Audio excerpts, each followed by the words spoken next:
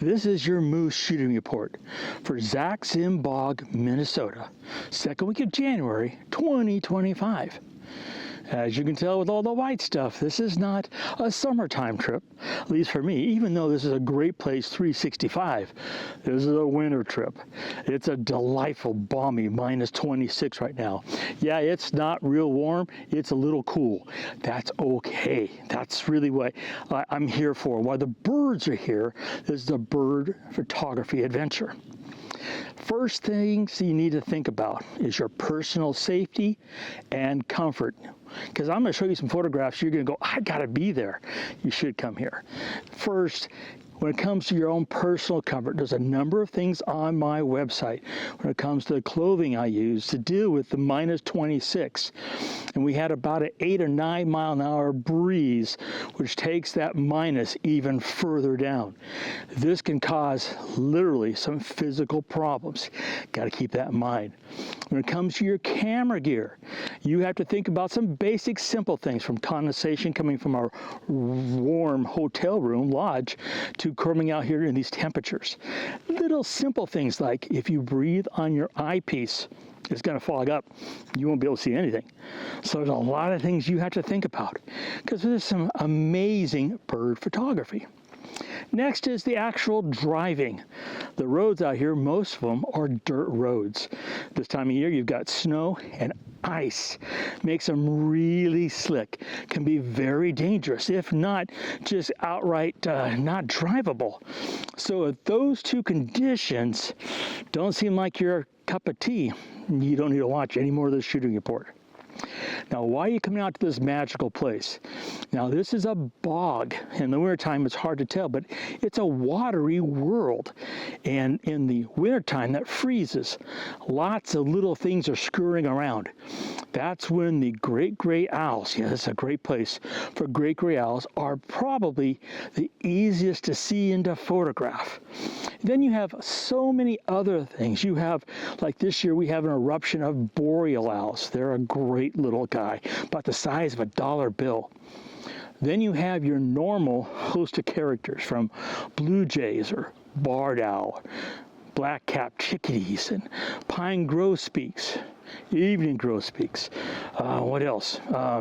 Hairy woodpecker, downy woodpecker. I mean, the list goes on. And these are all totally photographable. You can photograph them. What kind of gear do you need? Well, I basically use my Z9 on the Z600F4TC, or I have the Z6 III on the Z400-45. That's all you really need. That really does a great job. Now, there are a number of locations. How do you navigate and learn about and make the most of Sax-Zim Bog?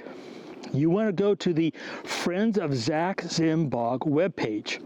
Great resource. The link is right below. You go to that page, a number of things will instantly appear.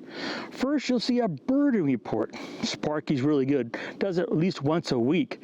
That's going to tell you basically what great birds are seen in what locations. And they'll tell you streets like Arcola or Admiral, and that information's there.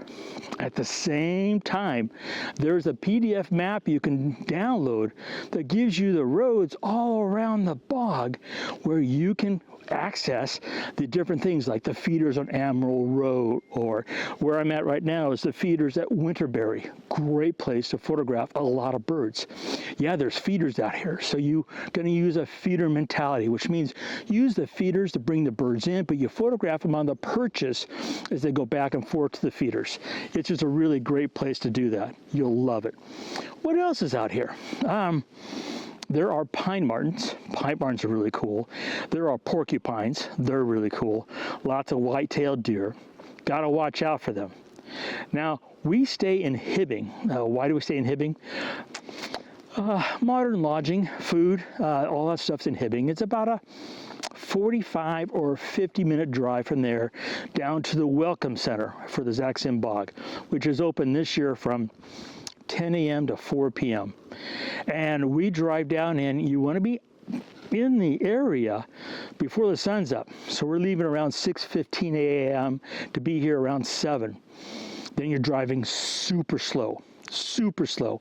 Not only because of the roads, but you're looking for owls. You have to find them. Now, the great grays are big. They're bigger than a football, and they're just that big owl shape. And you're going to drive along the road and look for that shape. And they're often feeding in the, you might think they're ditches, but the area between the road and the trees, they're going to use those areas to feed early morning, late evening. That's key. Okay, now you can see them, of course, any time of the day. Just because I say that doesn't mean they're going to listen to me or what the books say, but typically they're early morning, late evening birds. And you're going to cruise the roads looking for them. Now, there are a lot of photographers out here, some really nice people. There's always going to be that one, though, who's really in a panic, that's going to move a lot. Got to be watching for them, because these owls are here to eat. And when you're moving around a lot, they can't hear, and you're kind of distracting them.